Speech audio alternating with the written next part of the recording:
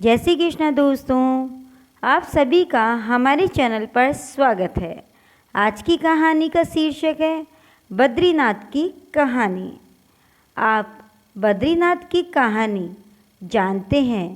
यह वो जगह है जहाँ शिव पार्वती रहते थे। यह उनका घर था। एक दिन नारायण अर्थात विष्णु के पास नारद जी पहुँचे और बोले, आप मानवता के लिए एक खराब मिसाल हैं। आप हर समय शेषनाग के ऊपर लेटे रहते हैं।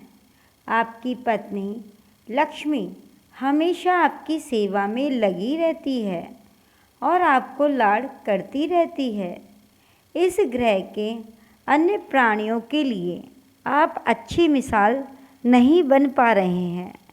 आपको सृष्टि के सभी जीवों के लिए कुछ अर्थपूर्ण कार्य करना चाहिए, ऐसा नारद जी ने नारायण से कहा।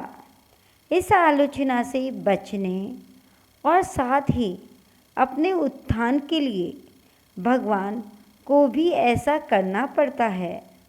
विष्णु तप और साधना करने के लिए सही स्थान की तलाश में नीचे हिमालय तक आए। वहाँ उन्हें मिला बद्रीनाथ, एक अच्छा सा छोटा सा घर जहाँ सब कुछ वैसा ही था जैसा उन्होंने सोचा था। साधना के लिए सबसे आदर्श जगह लगी उन्हें यह। वह उस घर के अंदर गए।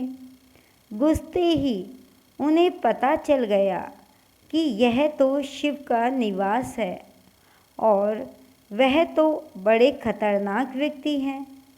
अगर उन्हें गुस्सा आ गया तो वह आपका ही नहीं खुद का भी गला काट सकते हैं। ऐसे में नारायण ने खुद को एक छोटे से बच्चे के रूप में बदल लिया और घर के सामने बैठ गए। उस वक्त शिव और पार्वती बाहर कहीं टहलने गए थे, क्योंकि प्रदोष का समय था और प्रदोष के समय शिव और पार्वती नंदी पर बैठकर बाहर भ्रमण के लिए जाते हैं। तो वैसे ही उस दिन भी वो बाहर टहलने के लिए गए थे।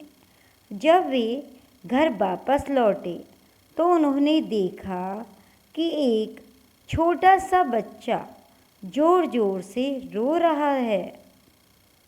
पार्वती जी को दया आ गई। उन्होंने बच्चे को उठाने की कोशिश की। शिव ने पार्वती जी को रोकने हुए कहा, इस बच्चे को मत छूना। पार्वती जी ने कहा, कितने क्रूर हैं आप, कैसी नासमझी की बात कर रहे हैं। मैं तो इस बच्चे को उठाने जा रही हूँ, देखिए तो कैसे रो रहा है। पार्वती जी ने शिव जी से कहा कि आप कितने क्रूर हैं। शिव बोले, जो तुम देख रही हो उस पर भरोसा मत करो। मैं कह रहा हूँ ना, इस बच्चे को मत उठाओ। शिव जी ने बार बार पार्वती जी को उस बच्चे को उठाने के लिए मना किया, लेकिन पार्वती जी बार बार उस बच्चे को उठाने का प्रयत्न कर रही थी। बच्चे के लिए पार्वती जी की स्त्री सुलभ मनोकामना ने उन्हें शिव की बात को नहीं मानने दिया। उन्होंने कहा, आप कुछ भी कहें, मुझे कोई फ़र्क नहीं पड़ता। मेरे अंदर की माँ बच्चे को इस तरह रोते नहीं देख सकती। मैं तो इस बच्चे को ज़रूर उठाऊंगी। दोस्तों, आगे की कहानी सुनने से पहले हमारे चैनल को लाइक, शेयर एंड सब्सक्राइब अवश्य कर दें, जिससे कि हमारा चैनल आगे बढ़ सके। और यह कहकर उन्होंने बच्चे को उठाकर अपनी गोद में ले लिया। बच्चा पार्वती की गोद में आराम से था और शिव की तरफ बहुत ही खुश होकर देख रहा था।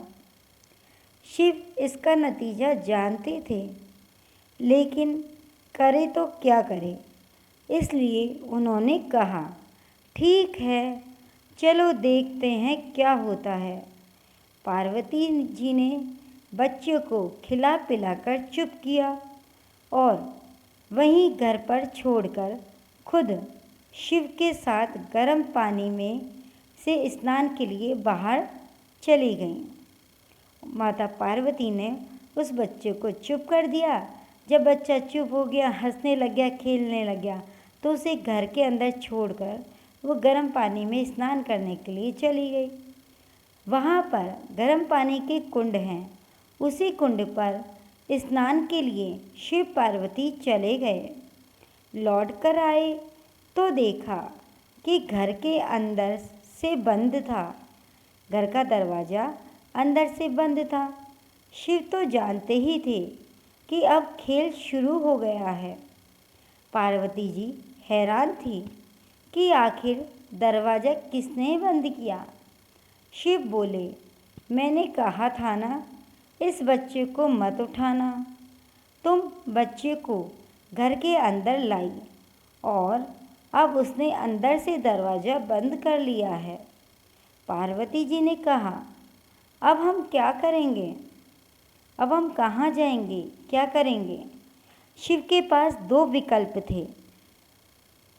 एक, जो भी उनके सामने है उसे जलाकर भस्म कर दें, और दूसरा, वे वहाँ से चले जाएं और कोई और रास्ता ढूंढ लें। यही दो उपाय शिव और पार्वती जी के सामने थे। उन्होंने कहा, चलो कहीं और चलते हैं, क्योंकि यह तो तुम्हारा प्यारा बच्चा है, इसलिए मैं इसे छू भी नहीं सकता। मैं अब कुछ नहीं कर सकता। चलो कहीं और चलते हैं। इस तरह शिव और पार्वती को अवैध तरीके से वहाँ से निष्कासित कर दिया गया। वे दूसरी जगह तलाश करने के लिए पैदल ही निकल पड़े। दरअसल बद्रीनाथ और केदारनाथ के बीच एक चोटी से दूसरी चोटी के बीच सिर्फ 10 किलोमीटर की दूरी है। आखिर में वह केदारनाथ में बस गए। शिव और पार्वती जी वहाँ से जाने के बाद उन्होंने एक अच्छा स्थान ढूंढा, वो था केदारनाथ, और वहाँ जाकर वो बस गए। और इस तरह शिव ने अपना खुद का घर खो दिया। आप पूछ सकते हैं कि क्या वह इस बात को जानते थे? आप कई बातों को जानते हैं, लेकिन फिर भी आप उन बातों को अनदेखा कर देते हैं, उन्हें होने देते हैं, क्योंकि नियति की यही इच्छा थी, अर्थात यह तो होना ही था। इस कारण भगवान शिव सब कुछ जानते हुए भी उन्होंने पहले माता पार्वती जी को कुछ नहीं बताया, और माता पार्वती जी ने उस बच्चे को अपनी गोदी में उठा लिया, और उठाने के बाद वही परिणाम हुआ जो भगवान शिव पहले से जानते थे।